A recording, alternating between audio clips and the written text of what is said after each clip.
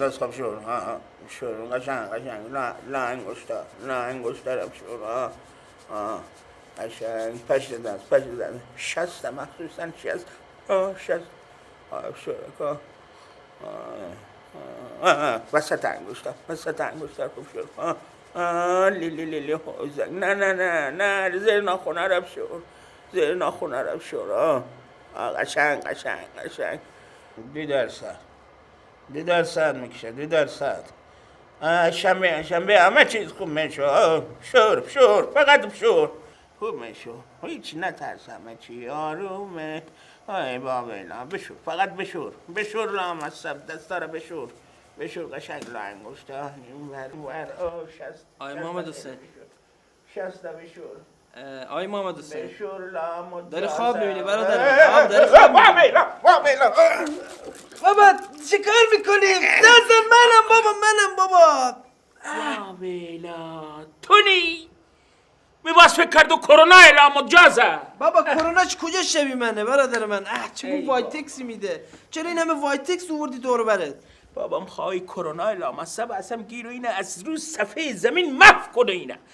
همین وایتکسا بابا اصلا اینجا خیلی گرمه شما با این فضای گرمی که ایجاد کردی تمام بدنت پر حرارته بخوای بری بیرون سرد و گرم میشی بعد سرما میخوری ای بابا سرما کجا واویلا که کرونا بگرفتو واویلا دیدی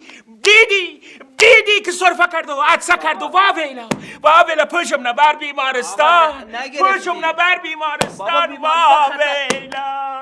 گلزه یتیم شدی بابا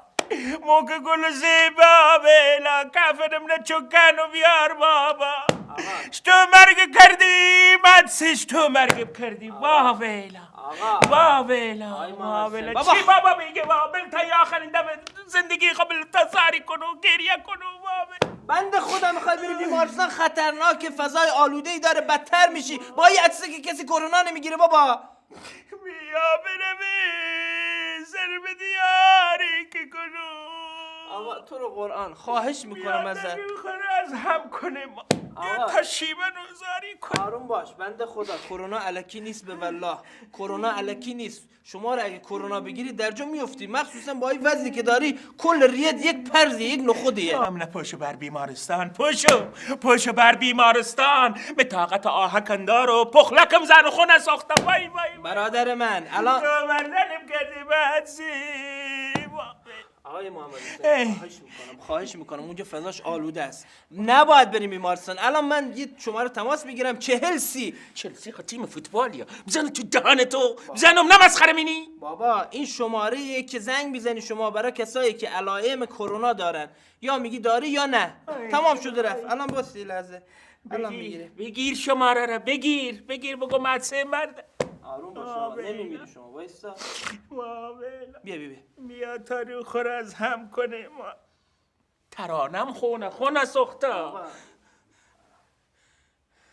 مدارم میره و ترانه اشته الو سلام آی دکتر بگو بر ما قبر آماده کنه مدارم میره کرونا گرفتا